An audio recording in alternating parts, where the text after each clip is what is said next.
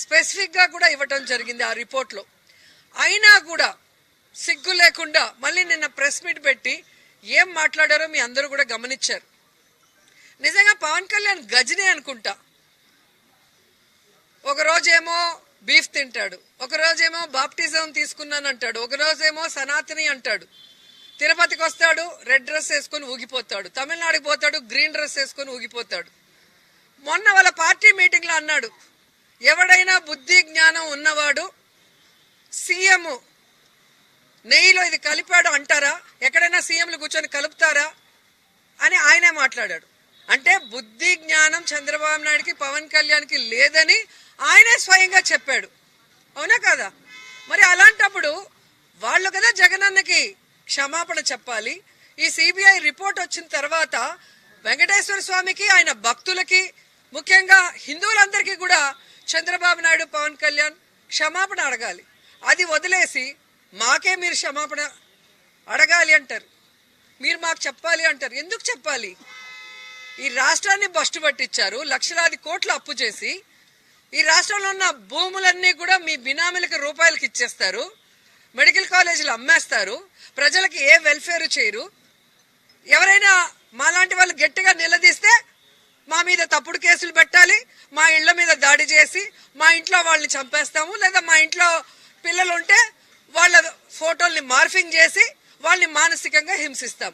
ఇంతకన్నా మీకేమైనా చేతన అవుతుందా? అందుకే మీరు చేతగాని దద్దమ్మలు చౌటలు అనేది. ఈరోజు కొత్త నాటకం మొదలెట్టారు. నిన్న ప్రెస్ మీట్ చూస్తే ఈ సిట్ రిపోర్ట్ తర్వాత జంతుకో కలవలేదన్నారు, కానీ దాంట్లో హార్పిక్ కలిసిందంట, దాంట్లో కెమికల్స్ కలిసాయి అంటారు. అసలు అన్నం తినేవాడు ఎవడైనా ఇలాంటి మాటలు మాట్లాడతారా? భగవంతుడి ప్రసాదం గురించి ఇలాంటి ఆలోచన ఎవరికైనా వస్తుందా? చంద్రబాబు నాయుడికి తప్ప ఇలా ప్రసాదంలో ఇవి కలపచ్చు అవి కలపచ్చు అనే ఐడియా నాకు తెలిసి ఎవరికి రాదు. అంత ఘోరంగా నిన్న మళ్ళీ మాట్లాడతాడు. అంటే మీరు తెలుసుకోవాల్సిన చంద్రబాబు నాయుడు గారు, ఏవైతే శాంపుల్స్ ని తీసుకున్నారో అవి ఎవరి హయాంలో తీసుకున్నారు? మీరు 2024 జూన్ 12వ తేదీ మీ అధికారం వచ్చింది. శాంపుల్స్ 2024 జూలై 6, 12వ తేదీ తీసుకోవడం జరిగింది. సో ఏమి జరిగినా దాంట్లో మీ హయాంలో జరిగినట్టే. దాన్ని మీకు మీడియా ఎక్కువ ఉంది కదా అనేసి మానెత్తిన రుద్దాలని ప్రయత్నం చేస్తున్నారు. మీరు అదేదో బ్రహ్మాస్త్రం అనుకుంటున్నారు, అది భస్మాస్త్రాస్త్రంలాగా మీ నెత్తిరే కూర్చుంటుందన్న విషయం ఇప్పటికే మీకు అర్థమై ఉంటుంది. ఇకనైనా వాళ్ళు దగ్గర పట్టుకోమని కూడా ఈ సందర్భంగా తెలియజేసుకుంటున్నా. ఈరోజు మీరు చేసే తప్పులు, మీరు చేసిన తప్పుడు వ్యాఖ్యలు సరికాదు అని చెప్పి సుప్రీంకోర్టు ద్వారా తెలుసుకున్నాక ఇప్పటికైనా మారకుండా ఫ్లెక్సీలు పెడతారు. ఇంకా నెయ్యిలో ఏదో జరిగిందని కంటెంప్ట్ ఆఫ్ కోర్ట్ కదా. అసలు ఇలాంటి వాళ్ళ మీద కంటెంప్ట్ వేసి లోపల వేయాలి వీళ్ళందరినీ. ఎవరెవరు ఫ్లెక్సీలు పెట్టారు, దాంట్లో జగన్మోహన్ రెడ్డి గారి ఫోటో, కరుణాకర్ రెడ్డి గారి ఫోటో, అలాగే సుబ్బారెడ్డి గారి ఫోటో పెట్టడం జరిగింది.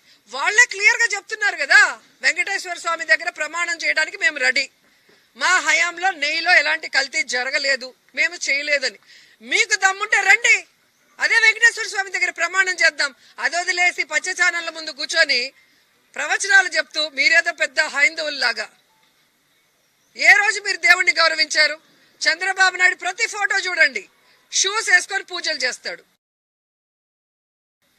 పవన్ కళ్యాణ్ బాప్టిజం తీసుకున్నానంటాడు, గొడ్డు మాంసం తింటాడు, మళ్ళీ సనాతిని అంటాడు. అంటే వీళ్ళు హైందవులు, వీళ్ళు చెప్పే నీతులు మనం వినాలి. వీళ్ళు ఏ రోజైనా దేవుడిని గౌరవించారా?